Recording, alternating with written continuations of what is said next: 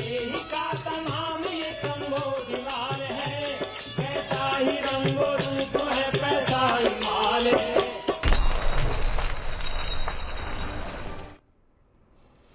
नमस्कार, मनी 9 के पसंदीदा कार्यक्रम मनी सेंट्रल में आप सभी का स्वागत है। मैं हूं विपुल सिंह। हर रोज की तरह हम हाजिर हैं आपकी जेब और देश की अर्थव्यवस्था से जुड़ी हुई तमाम महत्वपूर्ण खबरें लेकर के, और उन खबरों का हमारे आपके जीवन पर, देश की अर्थव्यवस्था पर किस तरीके का असर पड़ेगा, इसको समझाने के लिए, इसका विश्लेषण करने के लिए हमारे साथ मौजूद हैं मनी 9 के एग्जीक्यूटिव एडिटर शुभम शंकर। शुभम जी, बहुत बहुत स्वागत है आपका। शुक्रिया। चलिए तो कार्यक्रम का आगाज़ करते हैं, और सबसे पहले हर रोज़ की तरह आपको ये बताते हैं कि आखिर में कौन सी वो महत्वपूर्ण खबरें हैं जिन पर हमारा विशेष ध्यान रहेगा। नज़र डालते हैं ऑन द शो पर। ऑन द शो में सबसे पहले हम बात करेंगे क्या बिगड़ने लगा है मानसून का संतुलन। मानसून से जुड़ी हुई हर छोटी बड़ी खबर का विश्लेषण आपको लगातार मनी सेंट्रल में हम देते आए हैं। आज भी कुछ नए आंकड़ों पर हम बातचीत करेंगे। इसके अलावा क्या महंगा होगा खाने का तेल। महंगाई एक और विषय है जिस पर कि हम लगातार बातचीत कर रहे हैं, और क्यों हम कह रहे हैं खाने का तेल महंगा हो सकता है, इस पर करेंगे डिटेल में बातचीत। क्या पेटीएम ने चीटिंग की थी? अब जो खबरें आपके सामने आई हैं उसका किस तरीके से अब विश्लेषण होता हुआ दिखाई दे रहा है पेटीएम को लेकर के, और इस पर भी हम करेंगे डिटेल में बातचीत।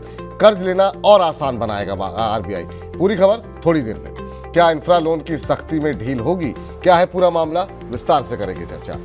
बांग्लादेश बढ़ाएगा बिजली कंपनियों की मुश्किल, क्या है पूरा मामला, करेंगे इस पर भी विस्तार से बातचीत। लेकिन सबसे पहले कार्यक्रम की शुरुआत करेंगे मानसून से जुड़ी खबर के साथ। सीजन के दौरान बरसात का संतुलन ठीक नहीं रहा है। उत्तर भारत के ज़्यादातर राज्यों में सामान्य के मुकाबले कम बारिश हुई, जबकि मध्य और पश्चिम भारत में सामान्य से बहुत ज़्यादा बरसात हुई है। इस वजह से पूरे देश में औसत बरसात का आंकड़ा सामान्य के मुकाबले 6% ऊपर रहा है। मौसम विभाग के मुताबिक 1 जून से 26 अगस्त तक देश भर में औसतन 702.1 मिलीमीटर बरसात हुई है, जबकि सामान्य तौर पर इस दौरान 664.7 मिलीमीटर बरसात होती है। इस साल पंजाब, हरियाणा, उत्तर प्रदेश, जम्मू कश्मीर और हिमाचल में सामान्य से कम बरसात दर्ज की गई है।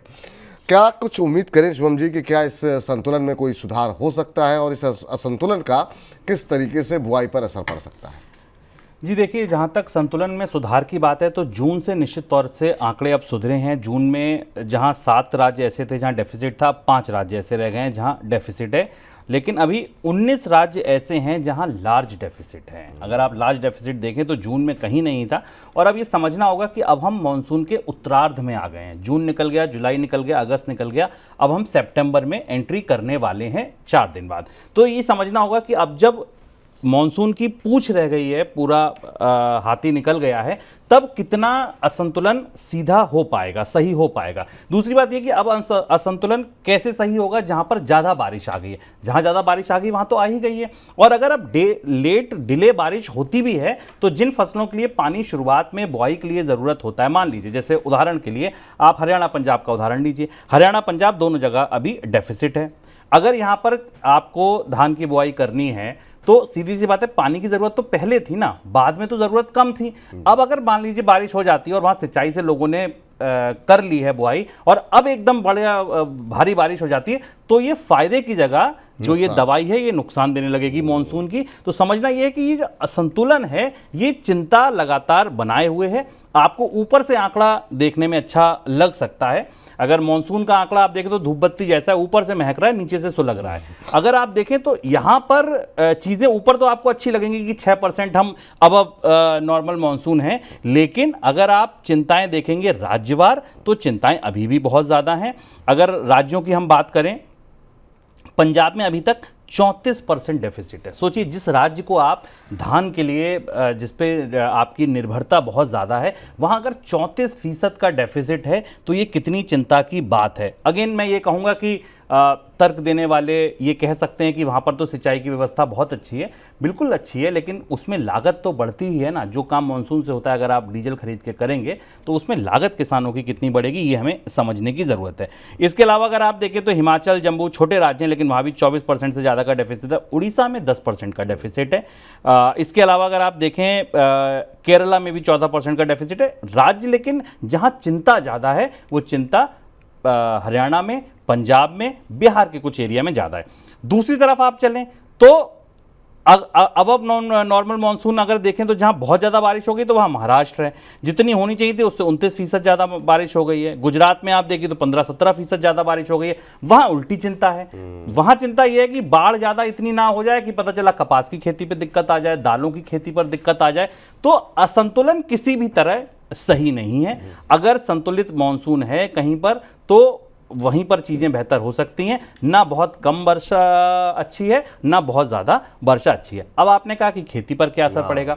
खेती पर असर की जहां तक बात है तो 3 ऐसी फसलें हैं जिनका उत्पादन पर प्रभाव पड़ने की आशंका गहरी है: कपास, दालें और धान। ओवरऑल आपको हो सकता है अनुमान में ये दिखे कि फसल की बुआई रकबा बड़ा है और प्रोडक्शन अच्छा हो सकता है। हालांकि कपास की स्थिति में तो ऐसा भी नहीं है, रकबा घटा ही है। लेकिन समझना ये ज़रूरी होगा कि अगर ये तीनों फसलें प्रभावित होती हैं तो इनका उत्पादन नंबर जो अभी देखने को मिलता है और जो फाइनल आउटपुट देखने को मिलेगा वहाँ कहीं डिस्क्रिपेंसी हो सकती है, वहाँ कुछ ऊंच नीच हो सकती है। सोहन जी, एक चीज़ मैंने नोटिस की कि मतलब आपका विश्लेषण तो काफ़ी अच्छा होता ही है, जो उदाहरण होते हैं वो काफ़ी अच्छे होते हैं। जैसे कि अभी आपने धूप बत्ती का जो उदाहरण दिया, ये अद्भुत उदाहरण मुझे लगा। चलिए, इस बीच सस्ते खाने के तेल के इंपोर्ट की मार से किसानों को बचाने के लिए सरकार पाम तेल और सोयाबीन तेल पर इंपोर्ट ड्यूटी बढ़ा सकती है। रिपोर्ट में सूत्रों के हवाले से कहा गया है कि खाद्य तेल पर इंपोर्ट बढ़ाने के लेकर के अंतर मंत्रालय कमेटी जल्द फैसला ले सकती है। केंद्र सरकार की तरफ से ऑयल सीड मिशन की घोषणा होने की संभावना है। साथ में आगामी रबी सीजन के दौरान तिलहन की खेती को बढ़ावा देने का प्रयास भी हो सकता है, जिसके लिए खाने के तेल पर इंपोर्ट ड्यूटी बढ़ाने का फैसला लिया जा सकता है। तो अब ये मान के चलें कि अब खाने की तेल की महंगाई आने वाली है। जी देखिए, इंपोर्ट ड्यूटी बढ़ाने का फैसला लिया जा सकता है। ये बात बिल्कुल क्यों लिया जा रहा है पहले तो ये समझना ज़रूरी है। जो ऑयल सीड का या जो ऑयल का फसल वर्ष होता है वो नवंबर से अक्टूबर तक होता है। ये समय 2 तरह से महत्वपूर्ण है। पहला महत्वपूर्ण इस तरह से है कि नई फसल की जो बुआई है वो नवंबर में अक्टूबर के एंड से या नवंबर से शुरू होगी। तो ये वो सबसे कोर समय है जब आप किसानों को ये जागरूक कर सकते हैं कि आप ज़्यादा से ज़्यादा ऑयल सीड की बुआई कीजिए। अब ऐसे में आप कब उनको ज़्यादा से ज़्यादा वो कर सकते हैं? वो तब कर सकते हैं जब आप ये दिखाएं कि हम इंपोर्ट को हतोत्साहित करेंगे, महंगा कर देंगे, आपकी फसलों को अच्छे दाम मिलेंगे, तभी किसान। तो ये जो कोशिश है वो पूरी इस समय इसलिए की जा रही है कि नया फसल वर्ष शुरू हो, उससे पहले किसानों को जागरूक किया जाए। दूसरी तरफ अगर आप देखें तो जो फसल अभी बाजार में आनी शुरू हुई है, भले छोटी मोटी आनी शुरू हुई है, लेकिन जो फसल अभी बाजार में आनी शुरू हुई है वो अभी एमएसपी से काफ़ी नीचे बिक रही है। अगर आप सोयाबीन देखें तो उसकी हार्वेस्टिंग शुरू हो गई है, बहुत थोड़ी थोड़ी आ रही है, लेकिन बड़ी संख्या में अगले महीने से आने लगेगी। अभी जो उसका मध्य प्रदेश में रेट है वो 4150 रुपये प्रति कुंटल का एवरेज रेट है। अब आप सोचिए, जिसकी एमएसपी 4892 रुपये है, वो फसल अगर 4100-4200 रुपये में मध्य प्रदेश में बिक रही है, शुरुआत अराइवल का हो रहा है, उस समय ये स्थिति है, तो सीधी सी बात है फिर कैसे आप उत्साहित करेंगे, कैसे उत्साह भरेंगे किसानों में ये कहने के लिए कि आप ऑयल सीड का पे हमें निर्भर होना है या हमें आगे बढ़ना है। नेशनल ऑयल सीड मिशन बहुत जल्दी सरकार अनाउंस कर सकती है। 6800 करोड़ रुपए का ये मिशन है, जिसमें सरकार को पूरी तरीके से आत्मनिर्भर बनने के लिए सरकार ने एक मिशन तय किया है। अभी इंपोर्ट ड्यूटी का अगर आप स्ट्रक्चर देखें तो करीब 5.5% की इंपोर्ट ड्यूटी है क्रूड पाम ऑयल पर, सोयाबीन पर और सनफ्लावर ऑयल पर, जबकि रिफाइंड एडिबल ऑयल पर 13.75% की इंपोर्ट ड्यूटी है। ये जो 5.5% की इंपोर्ट ड्यूटी है इसमें सेस भी शामिल है, और 13.75% की जो इंपोर्ट ड्यूटी है वो रिफाइंड एडिबल ऑयल पर है, जबकि क्रूड एडिबल ऑयल जो है उस पर कोई ड्यूटी नहीं है। इंडस्ट्री का यह कहना है कि अगर आपने क्रूड एडिबल ऑयल पर कोई इंपोर्ट ड्यूटी नहीं रखी तो सिंपल सी बात है, ये जो डोमेस्टिक प्रोड्यूसर्स हैं इनके साथ सही नहीं है। तो आपको निश्चित तौर पर अगर उत्साह भरना है तो सीधी सी बात है, कोई तो गाजर ऐसी लौटानी होगी जो किसान दौड़ पड़े। बिल्कुल सही बात। इस बीच फूड रेगुलेटर एफएसएसआई ने अपनी उस एडवाइजरी को वापस ले लिया है जिसमें कि डेयरी कंपनियों को निर्देश दिया गया था कि दूध और दूध से बने प्रोडक्ट्स पर A1 और A2 मिल्क के दावों को हटाया जाए। एफएसएसआई की तरफ से पिछले हफ्ते ही एडवाइजरी जारी हुई थी और कई डेयरी एक्सपर्ट ने एडवाइजरी पर एफएसएसआई की आलोचना भी की थी। क्या अब ये आदेश को अपना वापस क्यों लेना पड़ा एफएसएसआई? जी देखिए, अभी तक क्या था, केसिन के आधार पर जो दूध के पैकेट थे उन पर A1 A2 कैटेगरी की जाती थी स्पेसिफाइड। ऑनलाइन प्लेटफॉर्म्स पर भी ये एफएसएसआई ने बोला था कि आप इस तरीके की जो आपकी कैटेगरी में आपने दूध को बांट रखा इसको हटा दीजिए। लेकिन अब एफएसएसआई ने कल जो नोटिफिकेशन जारी किया उसमें ये कहा है कि आफ्टर एग्जामिनेशन के बाद एफएसआई ने ये पाया कि अभी स्टेक होल्डर्स की राय लेनी और ज़रूरी है इस मुद्दे पर। इसीलिए अभी जो डिफरेंशिएट करने की हमने बात कही थी, उसको हटाने की बात कही थी, उसको फिलहाल के लिए स्थगित करते हैं। इस पर और हम चर्चा करेंगे और हम बात करेंगे। एडवाइजरी बोर्ड जो होगा वो जो हमें डिस्कस करेगा, उसके बाद हम ये डिसीजन लेंगे कि इस तरीके की आपको A1 A2 कैटेगरी में बांटना चाहिए मिल्क और मिल्क के प्रोडक्ट को उनकी पैकेजिंग में, या नहीं बांटना चाहिए। ठीक। इस बीच अमेरिका में ब्याज दर घटने की संभावना से अमेरिकी डॉलर में जो नरमी आई है, उसकी वजह से विदेशी बाजार में गोल्ड का भाव ऊपरी स्तरों पर बना हुआ है। भाव $2550 प्रति औंस के करीब है। विदेशी बाजार में भाव बढ़ने की वजह से घरेलू बाजार में भी कीमतों में तेजी है। डॉलर की बात करें तो उसमें लगातार नरमी देखने को मिल रही है। डॉलर इंडेक्स घट करके 100 तक आ गया है, जो कि 13 महीने का निचला स्तर है। तो ये मान के चलें कि गोल्ड अभी और महंगा होता हुआ दिखाई देगा आने वाले दिनों में। देखिए, सोने की तेजी बनी हुई है और लंबी चलेगी। इस दोनों के लिए पर्याप्त तर्क मैं आपके हाथ में दे सकता हूं। अगर आप कहें कि ये तेजी अभी तत्काल क्यों आई है, तो आपने कारण बताया कि डॉलर नरम हुआ और डॉलर में नरमी की वजह से ये तेजी आई है। ठीक है, कि तेजी क्यों इतने लंबे समय से चल रही है, क्यों बनी रहेगी, इसके पीछे 3 बड़े कारण हैं। पहला कारण ETF की बाइंग, हमने पहले ही बताया था 48 करोड़ की नेट बाइंग ETF की ओर से की गई है। दूसरी तरफ सेंट्रल बैंक अपने विदेशी मुद्रा भंडार में गोल्ड की लगातार खरीदारी कर रहे हैं। दुनिया भर के सेंट्रल बैंक गोल्ड खरीद रहे हैं। तो जब सेंट्रल बैंक और ETF लगातार खरीदारी के लिए आगे आ रहे हैं, 2 बड़े बायर जब बाजार में खरीदारी के लिए आगे बढ़ रहे हैं, तो सिंपल सी बात है कि कीमतें तो ऊपर जाएंगी और रहेंगी। क्यों? क्योंकि अब ये ऐसी छुरी हो गई है। अगर आप इसको उल्टा करेंगे, जैसे ही आप बिकवाली कम करेंगे या सोने की कीमतों में नीचे आएगा, तो ऑटोमेटिक आपको देशों के विदेशी मुद्रा भंडार सिकुड़ते हुए दिखेंगे। कोई भी देश ये नहीं चाहेगा कि उसके विदेशी मुद्रा भंडार बहुत ज्यादा सिकुड़े। तो गोल्ड की कीमतों में किसी बहुत तेजी गिरावट की फिलहाल आप संभावना छोड़ दीजिए, कोई ऐसी आशंका नहीं है। कीमतें ऊपर हैं, ऊपर लंबे समय तक बनी रहेंगी। छोटा मोटा करेक्शन आप ऊपर नीचे देख सकते हैं, लेकिन $2500 2400, मुझे अच्छे से याद है कि अब से 6 महीने पहले हम मनी सेंट्रल करते थे, तो जो अपने कमोडिटी हमारे विशेषज्ञ हैं हमारी इन हाउस टीम में मनोज जी, वो कहते थे कि $2000 $2200 $2400 का सोना देख सकते हैं। और देखते देखते 2500 2550 हर लेवल बस निकलता चला जा रहा है। ETF की बाइंग, सेंट्रल बैंक की बाइंग लंबी तेजी लाई, तेजी को बरकरार रखेगी। डॉलर की नरमी तत्काल तेजी ला रही है और सेमीकंडक्टर इंडस्ट्री से आने वाली मांग एक बड़ा संकेत है आने वाले दिनों में कि गोल्ड का कंजम्पशन और बढ़ेगा। अब अगर भारत जैसे बाजारों में अगर आप देखें कि मानसून के बाद अगर फसल अच्छी रहती है, मानसून असंतुलित है लेकिन अगर फसल अच्छी रहती है, ग्रामीण आय बढ़ती है, तो सिंपल सी बात है कि यहाँ पे भी मांग निकलेगी। शादियों का सीजन है, त्योहारी सीजन है, तो ये सारी चीज़ें पर्याप्त तर्क आपके हाथ में है कि हाँ, गोल्ड की कीमतें फिलहाल ऊपर हैं, ऊपर रहेंगी। तो अगर आपका निवेश सोने में है तो आप निश्चिंत रहिए और आपकी जो निवेश है वो आगे निरंतर बढ़ता हुआ दिखाई दे सकता है। फिनटेक कंपनी पेटीएम ने उस खबर पर सफाई दी है जिसमें कहा गया था कि पेटीएम के संस्थापक विजय शेखर शर्मा को कैपिटल मार्केट रेगुलेटर सेबी ने कारण बताओ नोटिस भेजा है। पेटीएम की तरफ से कहा गया है कि सेबी के कारण बताओ नोटिस का मामला नया नहीं है और कंपनी की तरफ से इसको लेकर के मार्च तिमाही और जून तिमाही के नतीजों में डिस्क्लोजर भी दिया जा चुका है। पेटीएम की तरफ से आई सफाई के बाद शेयर बाजार में कंपनी के शेयर में रिकवरी भी देखने को मिली है मंगलवार को। सबसे पहले तो समझना चाहेंगे कि आखिर में पूरा मामला है क्या और ये किस तरफ जाता हुआ दिखाई दे रहा है। देखिए, मामला क्या है, बड़ा सिंपल सा मामला अगर आप समझें। सेबी ने सिंपल ये कहा है कि विजय शेखर शर्मा को कंपनी में लार्ज स्टेक होल्डर माना जाए या एम्प्लॉय माना जाए। विजय शेखर शर्मा का यह तर्क है कि उनको एम्प्लॉय माना जाए क्योंकि वो तो नौकरी भी कर रहे हैं अपनी कंपनी में, तो ईसॉप्स का फायदा उन्हें भी मिलना चाहिए। ये पूरी जो कहानी है वो दरअसल उन ईसॉप्स शेयरों की है जो एम्प्लॉय को दिए जा रहे हैं। सेबी का ये कहना है, सेबी ने ये कहा कि अगर आप लार्ज शेयर होल्डर हैं, एम्प्लॉय नहीं है, तो आपको ईसॉप्स का फायदा ना मिले। अब अगर आप 14% स्टेक आपके हाथ में है, अगर आप देखें विजय शेखर शर्मा के पास पेटीएम का करीब 13-14% स्टेक था जो उन्होंने बेचा। उसके बाद अब उनके पास मुझे लगता है नई जो स्टेक है वो 9% है, 9.1%, पहले 14.7% था। अब उन्होंने अपना 9% स्टेक रखा, बाकी उन्होंने एक्सिस ट्रस्टी सर्विसेज को अपना स्टेक दे दिया। क्या कोई 9%, 10% या 14% शेयर रखने वाला व्यक्ति एम्प्लॉय हो सकता है? या रिटेल इन्वेस्टर हो सकता है, शायद नहीं।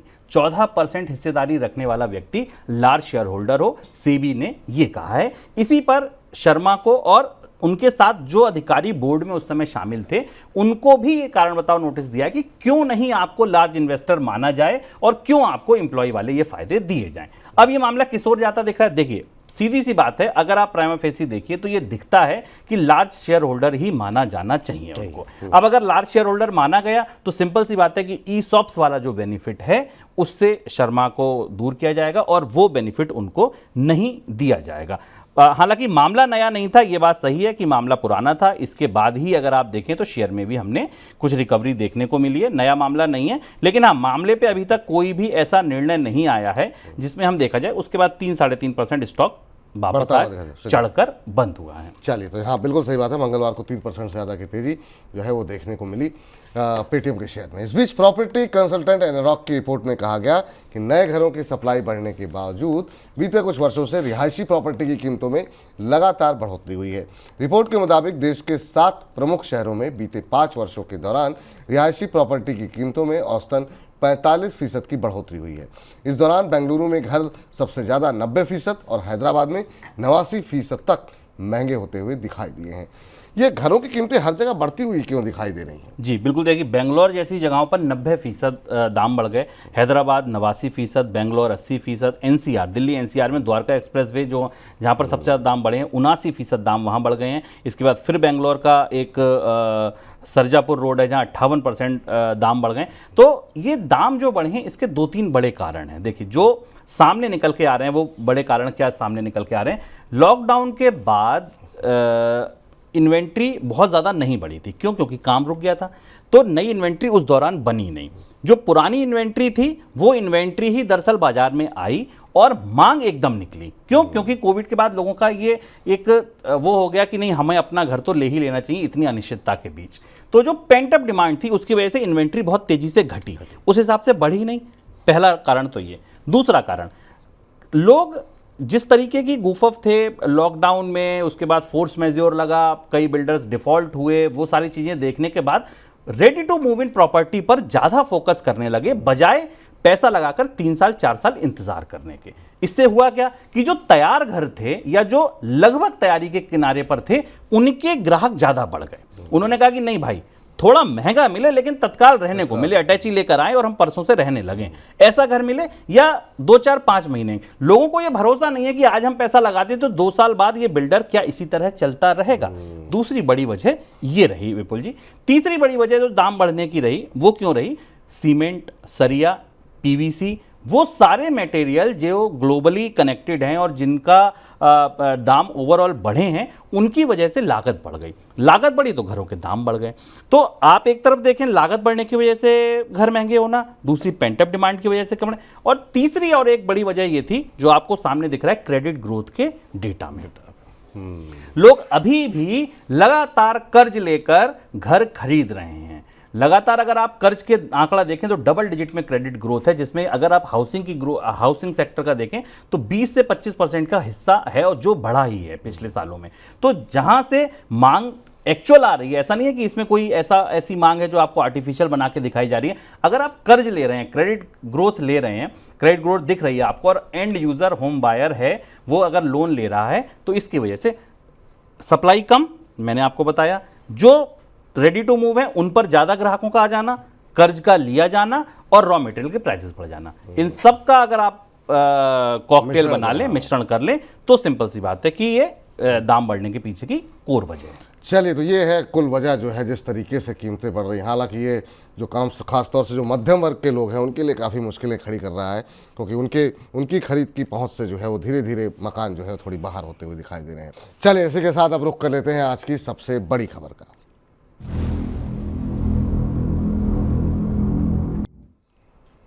देश में डिजिटल पेमेंट के बाजार में यूपीआई जिस तरह की क्रांति लेकर के आया है, उसी तरह की क्रांति कर्ज देने के कारोबार में भी आ सकती है।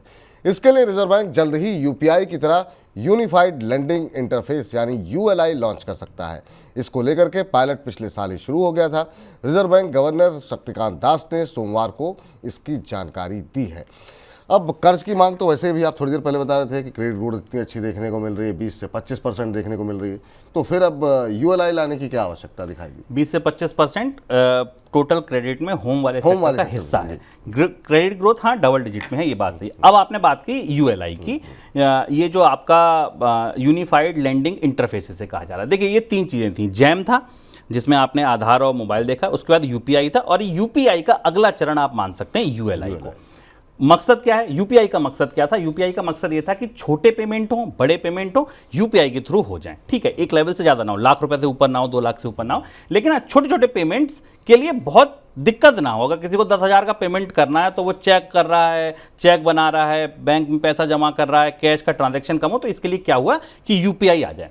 अब अगर आप लोन पर आएँ विपुल जी, तो लोन आपको चाहे 1 लाख का लेना हो, चाहे 1 करोड़ का लेना हो, लोन के प्रोसेसेस लगभग वही होते हैं, वही फाइल चार्ज, वही प्रोसेसिंग, वही तरीका।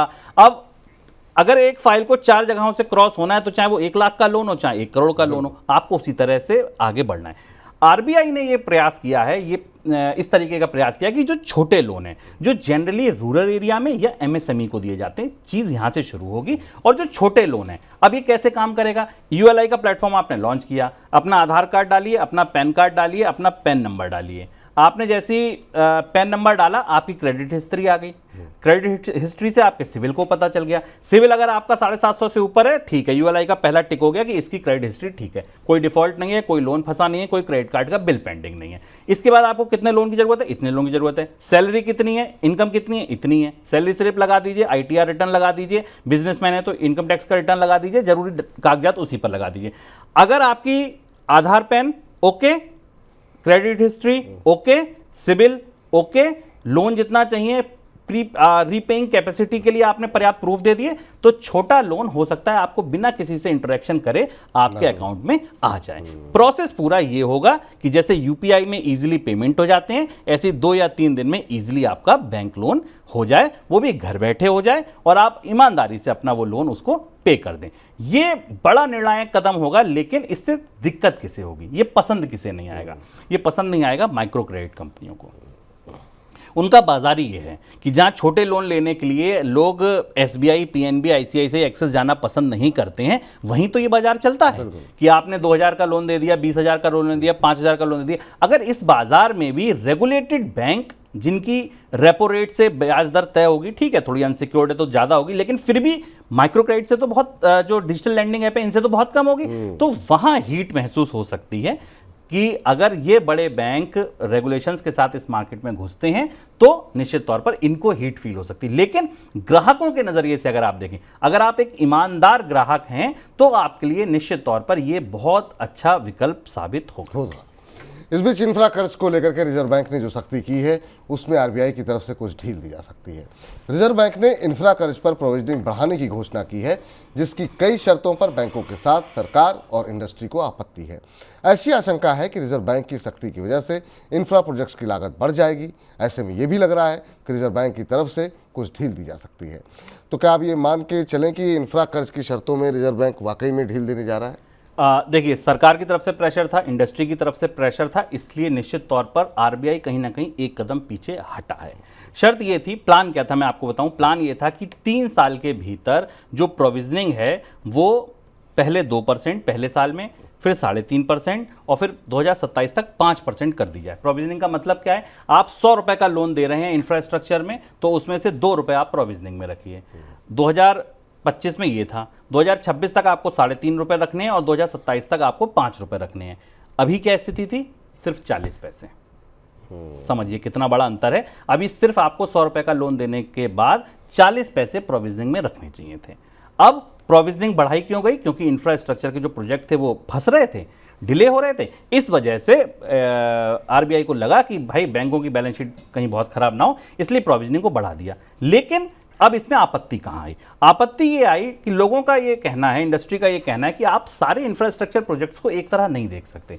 टोल रोड बनना सोलर प्रोजेक्ट लगने से बिल्कुल अलग है। इसमें वायबिलिटी हो सकता है 50 साल बाद, 20 साल बाद, 10 साल बाद आए, प्रॉफिट में आए, हो सकता है यहां 5 ही साल में आ जाए। तो आप कैसे ये कह सकते हैं कि हर इंफ्रास्ट्रक्चर प्रोजेक्ट में एक सी प्रोविजनिंग मानी जाए, हर इंफ्रास्ट्रक्चर प्रोजेक्ट में एक सी स्थिति है? कोई प्रोजेक्ट 10 साल से डिले चल रहा है, 5 साल से डिले चल रहा है, कंप्लीशन के करीब है, तो आरबीआई ने कहा ठीक है, आपकी बात मानी।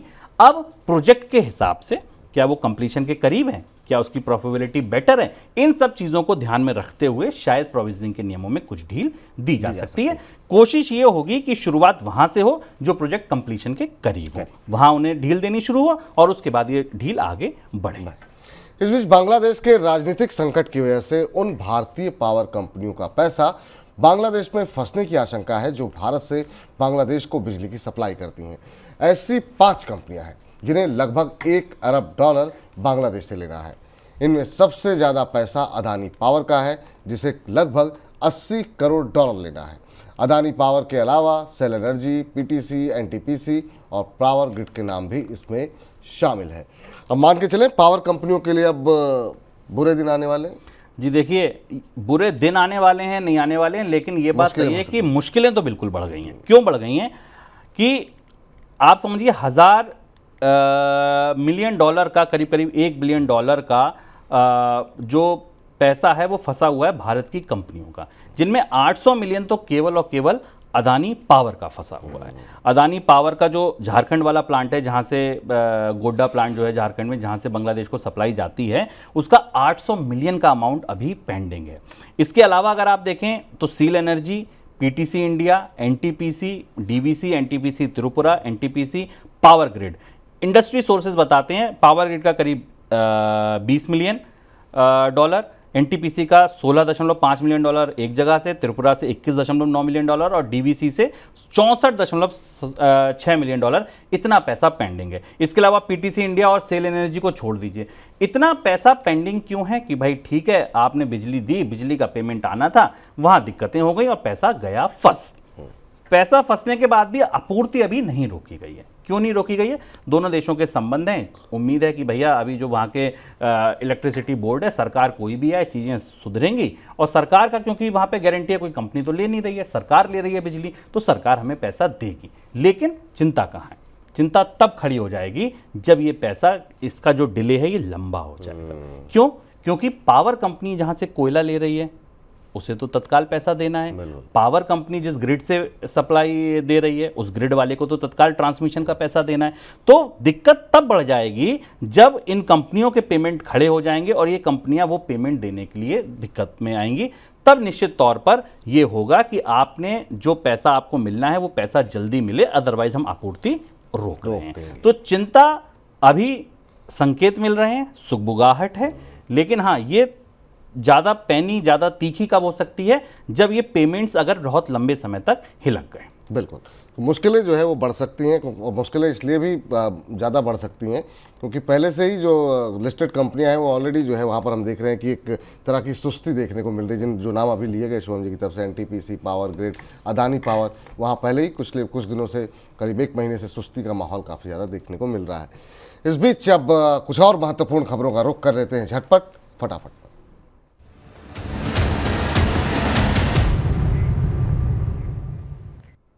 फिनटेक कंपनी फोनपे वित्त वर्ष 2023-24 के दौरान मुनाफे में पहुंच गई है। अप्रैल 2023 से मार्च 2024 के दौरान कंपनी का रेवेन्यू 74% बढ़कर के 5064 करोड़ रुपए दर्ज किया गया और इस दौरान कंपनी का मुनाफा 197 करोड़ रुपया।